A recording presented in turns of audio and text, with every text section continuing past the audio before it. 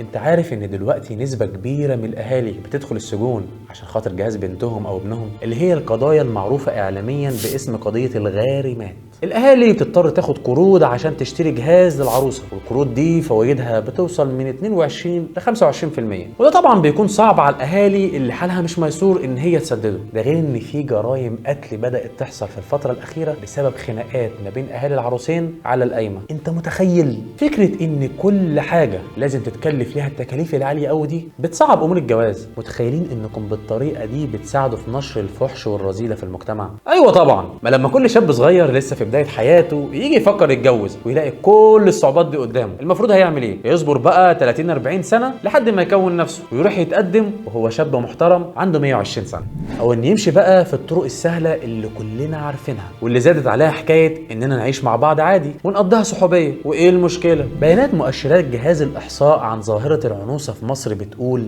إن النسبة وصلت بين الرجالة في المدن إلى 6.8% في مقابل 2.4% للرجالة في الريف خلال عام 2017، وده طبعا بيرجع لغلاء الأسعار في المدن عن الريف. وفي الحقيقة إن الموضوع فعلا مش بسيط ولا مجرد طريقة. إحنا كده دخلنا في جزئية الإسراف اللي إحنا أصلا منهيين عنها في الدين. ده ربنا يا مؤمن بيقول لك في سورة الأعراف: يا بني آدم خذوا زينتكم عند كل مسجد وكلوا واشربوا ولا تسرفوا إنه لا يحب المسرفين.